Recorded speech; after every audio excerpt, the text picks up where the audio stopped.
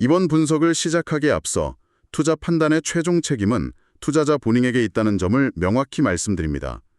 저희는 단순 참고용 정보나 분석을 제공할 뿐 특정 종목이나 섹터에 대해 매수나 매도를 절대 추천하는 것이 아닙니다. 안녕하세요, 청취자 여러분. 오늘 저희가 아주 깊게 파고들 세계는요. 한 사람의 머릿속입니다. 바로 팔란티어의 CEO 알렉스 카푸죠. 네, 반갑습니다. 이 사람의 세계관을 들여다보면 정말 흥미로운데요. 저희가 오늘 분석할 자료들을 보니까 전혀 상관없어 보이는 것들이 하나로 쭉 연결되더라고요. 뭐 중국의 고대 무술, 태극권이죠. 네, 태극권, 그리고 갑자기 멕시코 국경의 판타닐 위기, 또 갑자기 미국 내의 파시즘의 위협. 이 세 가지가 어떻게 하나의 그림으로 그려지는지 오늘 그 지정학적 퍼즐을 한번 맞춰보겠습니다. 네, 오늘 분석은 뭐랄까 일종의 지적 탐정 놀이 같은 게 될 것 같아요. 알렉스 카프라는 인물이 여기저기 던져놓은 단서들을 하나씩 따라가면서 그가 궁극적으로 그리고자 하는 큰 그림이 뭔지 그 세계관의 핵심을 한번 파헤쳐보는 거죠. 좋습니다. 그럼 그 첫 번째 단서부터 시작해볼까요? 이게 정말 의외던데, 태극권이라니요. 그렇죠. 아니 실리콘밸리 최첨단 데이터 기업 CEO가 갑자기 웬 태극권인가요? 이거 그냥 개인적인 취미 이야기인가요? 아니면 뭔가 더 깊은 뜻이 있는 겁니까? 그 이상의 의미가 있습니다. 그것도 아주 깊은 의미가 있죠. 카프는 스스로를 기업인 중에 가장 높은 수준의 태극권 수련자라고 말할 정도거든요. 아, 정말요? 네, 이건 단순한 취미를 넘어서 그의 사고방식, 특히 지정학적 사고를 관통하는 핵심 철학이라고 봐야 합니다. 그가 미국의 가장 큰 경쟁 상대인 중국을 어떻게 대해야 하는지 설명할 때 바로 이 태극권을 핵심 비유로 사용합니다. 흥미롭네요. 동양의 무술 철학으로 서양의 지정학을 푼다니 구체적으로 태극권의 어떤 원리를 말하는 건가요? 핵심은 힘으로 직접 맞서지 않는다는 겁니다. 혹시 태극권 대련 보신 적 있으세요? 영화에서 본 것 같기도 하고 부드러운 움직임이 특징 아니었나요? 네, 바로 그겁니다. 상대가 강한 힘으로 공격해 올 때 그걸 똑같은 힘으로 쾅 하고 막아내는 게 아니잖아요. 그렇죠. 오히려 그 힘을 부드럽게 흘려보내면서 상대방 시스템 전체에 지속적으로 아주 은근하게 압력을 가하는 거죠. 계속 그렇게 하다 보면 결국 어떻게 될까요? 상대가 지치거나 약점이 드러나거나 하겠죠. 정확합니다. 상대 시스템에서 가장 약한 부분, 카프가 영어로 표현한 weak part of the system, 이 저절로 드러나게 된다는 원리입니다. 카프는 지금 중국이 미국을 상대로 바로 이 전략을 쓰고 있다고 보고 있습니다. 아, 잠깐만요. 그러니까 중국이 미국을 상대로 태극권을 쓰고 있다고요? 힘으로 정면 충돌하는 게 아니라 계속 은근하게 압박을 가해서 미국 사회의 가장 약한 고리가 어딘지 스스로 드러나게 만든다. 와, 이거 굉장히 교묘한 전략인데요. 그렇죠. 그럼 그가 말하는 중국의 압박이라는 게 구체적으로 뭘까요? 어떤 식으로 압박을 가한다는 거죠? 그가 명확히 지목하는 두 가지 사례가 있습니다. 바로 펜타닐 원료와 틱톡입니다. 펜타닐과 틱톡이요? 네, 한번 생각해 보세요. 펜타닐은 미국의 공중도건 시스템, 사회안전망이라는 약한 부분을 직접적으로 파고들죠. 사회를 그냥 내부에서부터 병들게 만들어버리잖아요. 그렇죠. 매년 엄청난 사람들이 죽어나가고 있으니까요. 그리고 틱톡은 어떻습니까? 여론 조작의 가능성, 데이터 유출 문제, 또 젊은 세대의 정신건강에 미치는 영향까지 이건 사회적 문화적인 취약점을 공략하는 통로가 될 수 있다는 겁니다. 와, 그러니까 카푸의 시각에서는 이 펜타닐 문제랑 틱톡 문제가 그냥 별개의 사안이 아니라는 거네요. 바로 그겁니다. 미국이라는 거대한 시스템의 어디가 약한지 찾아내고 그 약한 곳을 더 헤집어 넣으려는 중국의 일관된 장기적인 태극권 전략의 일부라고 보는 겁니다. 와, 그렇게 연결이 되네요. 소름이 좀 돋는데요. 그럼 이런 교묘한 공격에 미국은 어떻게 맞서야 할까요? 똑같이 태극권으로 되치기라도 해야 하는 건가요? 여기서 카프의 해법이 아주 흥미로워집니다. 그는 중국을 바꾸려고 하거나 그들의 행동 하나하나에 맞대응하는 건 큰 의미가 없다고 봐요. 그럼 어떻게 해야 하죠? 대신 모든 에너지를 내부로 돌려야 한다고 주장합니다. 그의 메시지는 아주 명확해요. 이 나라의 내부 역학이 매우 강력해야 한다. 내부 역학이요? 네, 외부의 공격에 흔들리지 않으려면 우리 내부가 그 무엇보다 단단하고 안정적이어야 한다는 거죠. 상대가 내 약점을 찾으려고 할 때 최선의 방어는 그 약점 자체를 없애버리는 것, 즉 내부를 강하게 만드는 것이라는 말입니다. 아, 그 말이군요. 네, 그의 말을 직접 인용하면 그 철학이 더 선명해지는데요. 그들, 즉 중국이 우리를 불안정하게 만드는 것은 그들의 일이며 우리가 안정적, 스테이블이어야 하는 것은 우리의 일이다. 남 탓할 시간에 우리가 통제할 수 있는 유일한 것, 바로 우리 자신에게 집중하자는 강력한 메시지죠. 와, 굉장히 어떻게 보면 당연한 말인데 지정학적 맥락에서 들으니 새롭게 들리네요. 잠깐만요. 그럼 여기서 그가 인용했다는 무술 격언이 딱 들어맞는 것 같아요. 네, 맞습니다. 싸움이 있다면 당신은 무술가가 아니다. 아니 근데 이건 좀 이상하게 들려요. 보통 싸움을 잘해야 고수라고 생각하잖아요. 그런데 싸우고 있으면 무술가가 아니라니. 이게 어떻게 국가 전략이 될 수 있다는 거죠? 그게 바로 카프가 말하는 전략적 사고의 정수입니다. 억지력, 영화로는 디테런스라는 개념을 태극권의 철학으로 풀어낸 거죠. 억지력이요? 네. 진정한 고수는 애초에 싸움이 벌어질 상황 자체를 만들지 않는다는 뜻입니다. 이걸 국가 전략으로 가져와 볼까요?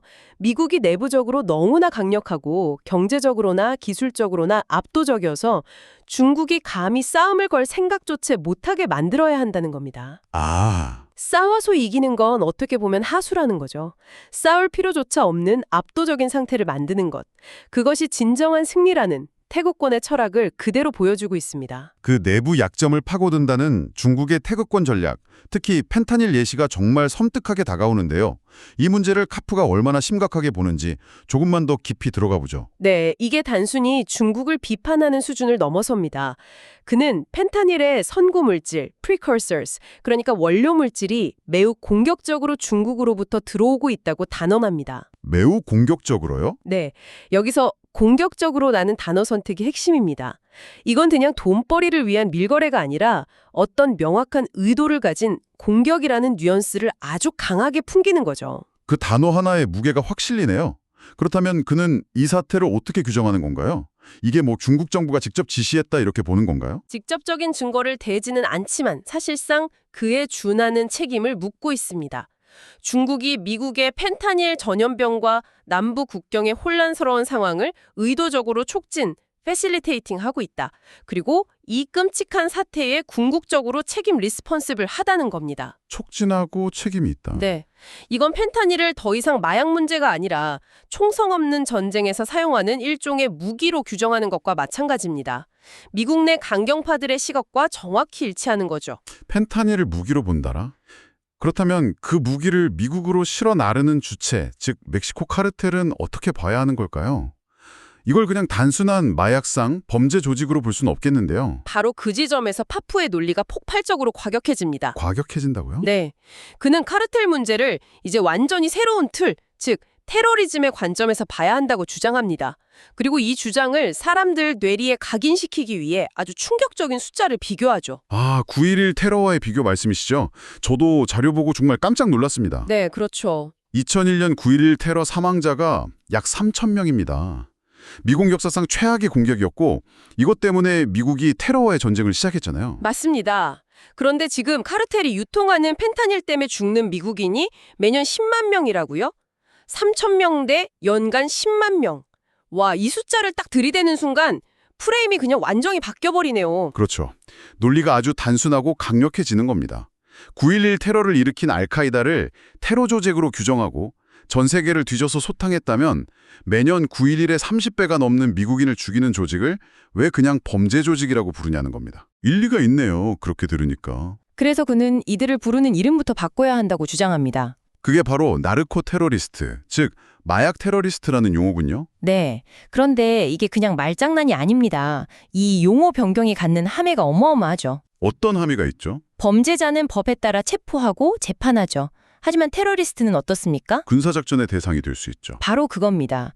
이 나르코 테러리스트라는 단어 하나로 카르텔을 사법 처리의 대상에서 군사적 제거의 대상으로 바꿔버리는 엄청난 효과가 있는 겁니다. 알카이다를 상대했던 것처럼 특수부대를 투입해서 소탕해야 한다는 주장의 문을 활짝 열어버리는 거죠. 그래서 그가 내놓는 해법이 정말 충격적입니다. 자료에 나온 말을 그대로 읽어보면 편견을 가지고 제거해야 한다. Eliminating them as terrorists with prejudice. 잠깐만요. 편견을 가지고 제거한다고요? 네. 그건 거의 뭐랄까 재판도 필요 없이 그냥 없애버리자는 말처럼 들리는데요. 당연히 법치주의나 인권 문제를 제기하는 반발을 엄청나게 거슬 것 같은데요. 물론입니다. 그리고 카프는 바로 그 반대 논리 자체를 맹렬하게 공격합니다. 반대 논리를 공격한다고요? 네, 그는 이런 반대 의견이 현실과 완전히 동떨어진 탁상공론, 법논리에 빠져 있다고 비판해요.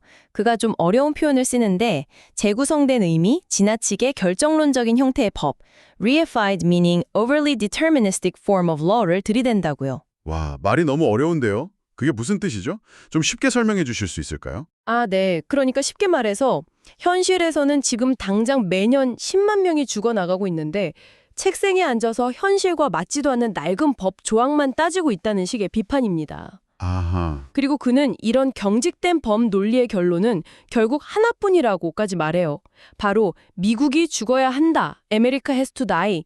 라는 결론밖에 없다고요. 미국이 죽어야 한다. 와, 굉장히 극단적인 표현이네요. 그렇죠. 국가의 생존이 걸린 문제 앞에서 법 논리만 따지는 건 자살행위나 다름없다는 겁니다.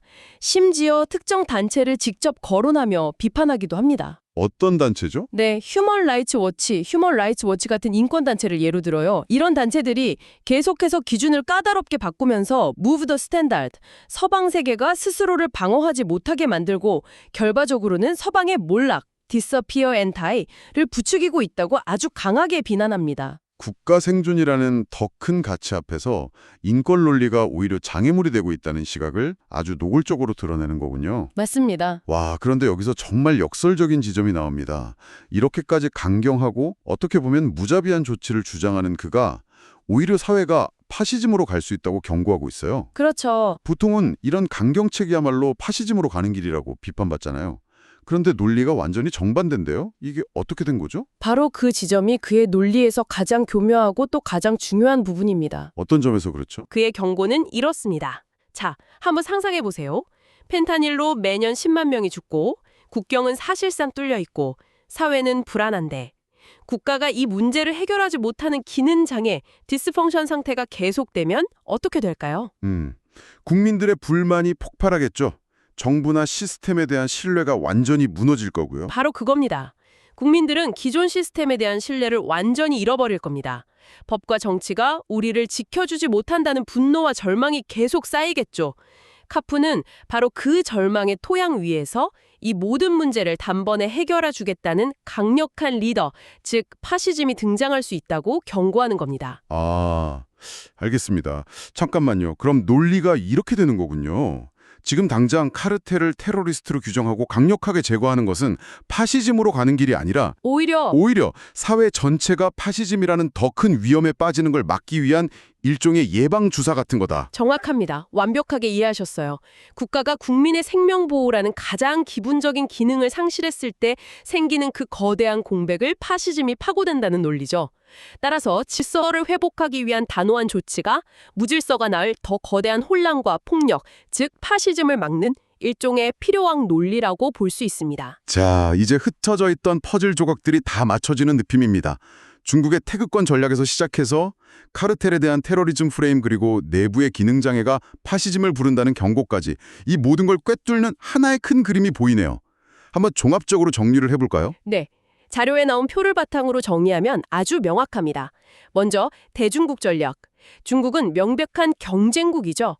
하지만 직접 때리는 방식이 아닙니다. 태극권이었죠. 압도적으로 강하고 안정적이게 만들어서 중국이 감히 싸움을 걸 생각조차 못하게 만드는 억지 전략을 추구합니다. 알겠습니다. 반면에 대카르텔 전략은 완전히 달랐고요. 네, 정반대입니다. 카르텔은 억지의 대상이 아니라 나르코 테러리스트, 즉 제거의 대상입니다. 따라서 경직된 법이나 인권 논리를 넘어서는 단호하고 효율적인 군사적 제거가 해법이 되는 거죠. 그렇다면 이 두 가지 외부 위협에 대응하는 과정에서 미국이 풀어야 할 가장 시급한 내부 과제는 무엇이라고 봐야 할까요? 바로 기능장애 해결입니다. 특히 법의 이름으로 혹은 비효율적인 관료주의 때문에 국가를 위협하는 테러리스트를 효과적으로 제거하지 못하는 그 기능장애가 가장 위험하다고 보는 겁니다. 그 기능장애를 방치하면 결국 파시즘을 불러올 테니까요. 그렇죠. 그리고 바로 이 지점에서 그가 왜 이런 주장들을 하는지에 대한 마지막 퍼즐 조각에 딱 맞춰집니다. 아, 바로 팔란티어의 역할이군요. 그렇습니다. 이 모든 문제, 즉 비효율과 기능장애를 해결할 최고의 도구가 무엇이겠습니까? 데이터겠죠. 바로 데이터입니다. 팔란티어의 데이터 분석 기술을 사용하면 누가 테러리스트인지, 그들의 네트워크가 어떻게 연결되어 있는지, 자금은 어디로 흐르는지 이런 것들을 아주 정확하고 효율적으로 식별해낼 수 있죠. 그렇게 되면 제거라는 목표를 훨씬 효과적으로 달성할 수 있다는 결론으로 자연스럽게 이어집니다. 와, 결국 그의 거대한 지정학적 분석이 팔란티어의 기술이야말로 국가 생존에 필수적인 도구라는 아주 강력한 세일즈 피치와 연결되는 셈이네요. 어떻게 보면 그렇다고 할 수 있죠. 정리해자면 안보와 효율성을 최우선으로 두는 극도의 실용주의적 접근이군요. 전통적인 법이나 인권 같은 가치가 국가 생존에 방해가 된다고 판단되면 언제든 비판하고 넘어설 수 있다는 굉장히 대담하고 또 논쟁적인 세계관이라고 할 수 있겠습니다. 자, 오늘 우리는 알렉스 카프의 눈을 통해 펜타닐 위기를 단순한 보건 문제가 아닌 국가와 비국가 행위자가 벌이는 일종의 전쟁 행위로 규정하는 매우 강경하고 독특한 세계관을 탐구해봤습니다. 이 모든 것이 청취자 여러분께는 과연 무엇을 의미할까요? 이 분석은 데이터 기술과 어쩌면 기존의 규범을 넘어설 용기가 국가 생존의 핵심 도구가 되는 세상을 그리고 있습니다. 여기서 우리가 스스로에게 한번 던져봐야 할 중요한 질문이 생기는 것 같아요. 어떤 질문일까요? 펜타닐과 같은 이런 비전통적인 위협 앞에서 우리 사회는 과연 국가 안보와 법치주의라는 두 가지 가치 사이에 어디쯤 선을 그어야 할까요? 또 기능장애라는 질병을 치료하기 위한 단호한 조치라는 처방이 어느 순간 그 질병 그 자체만큼이나 위험해질 수 있는 지점은 과연 어디일까요? 이 어려운 질문에 대한 답을 각자 고민해 보시는 것이 아마 오늘 이 대화의 최종 목적지가 아닐까 싶습니다. 다시 한번 말씀드리지만 투자 판단의 최종 책임은 투자자 본인에게 있다는 점을 명확히 말씀드립니다. 저희는 단순 참고용 정보나 분석을 제공할 뿐 특정 종목이나 섹터에 대해 매수나 매도를 절대 추천하는 것이 아닙니다. 항상 여러분의 성공 투자를 기원합니다. 내용이 좋으셨다면 구독, 좋아요 부탁합니다.